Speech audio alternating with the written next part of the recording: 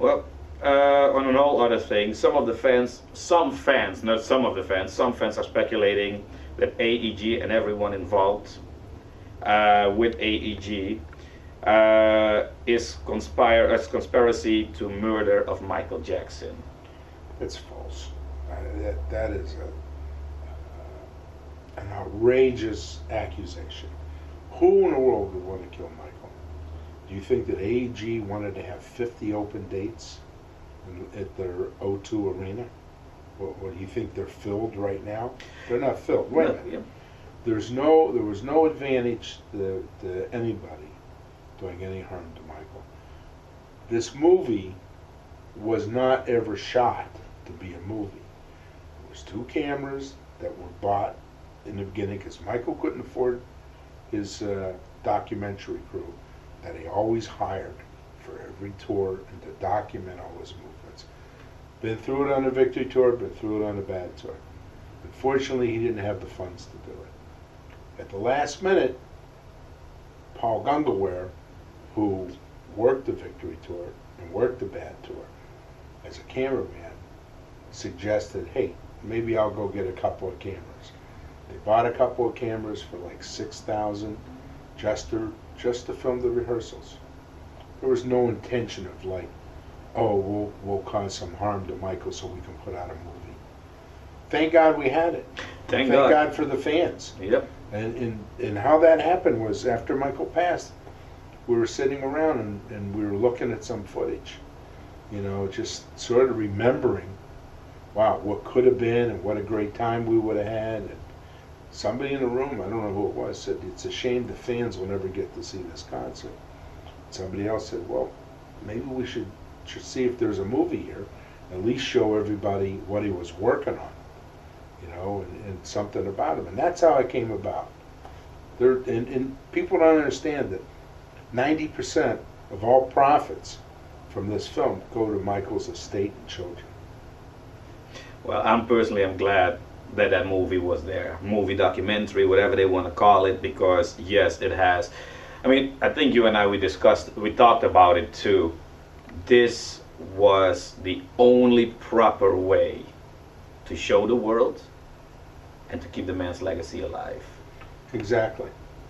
Yeah, I mean... And I think it's a great tribute to him. I think it turned out well. It turned out more than well. We'd all rather see the concert live. Exactly, that was... And Michael was very excited about going over there.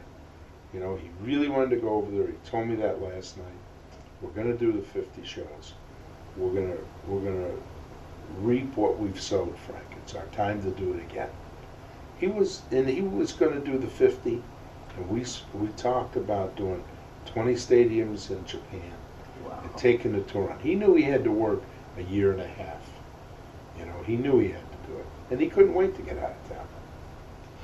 Well, yeah, no, I agree. I mean, I rather wouldn't have seen the movie because that means we would have all been in London enjoying Michael Jackson mania. But yeah, to your best knowledge, where were both you and Leonard Rowe, Michael's manager for a period of time?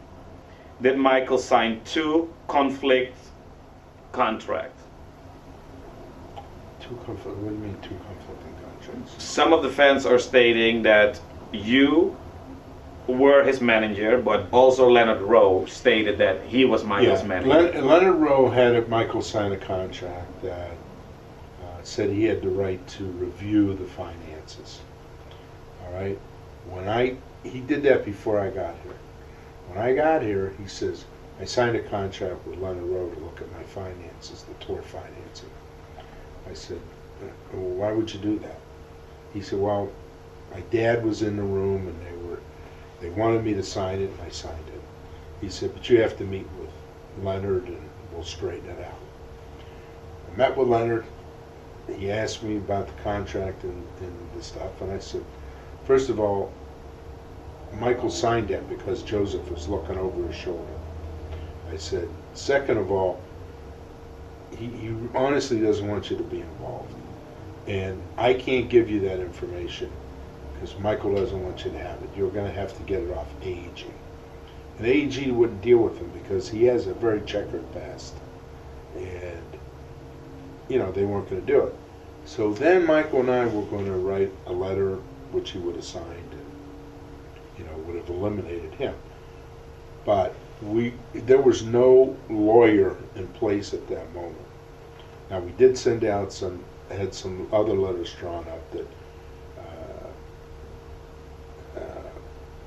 stressed the fact that I was now the manager, and not Dr. Tomei, and that, you know, people had to deal with me and make their requests through me. We kind of forgot about Leonard Rowe. When there was a meeting on the 15th, I think of May, in which Leonard Rowe attended, I was out of town at the time with AG. It's been widely noted. And Randy Phillips answered all the questions, and Michael sat in, and his mother sat in. And at the end of the meeting, Michael was extremely happy. He called me up, said, you know, we have to write a letter to Leonard to get him out of the picture. Which, when I came back, we wrote up the letter, he signed it, and I sent one copy to his hotel, the Sportsman's Lodge, that was delivered to him.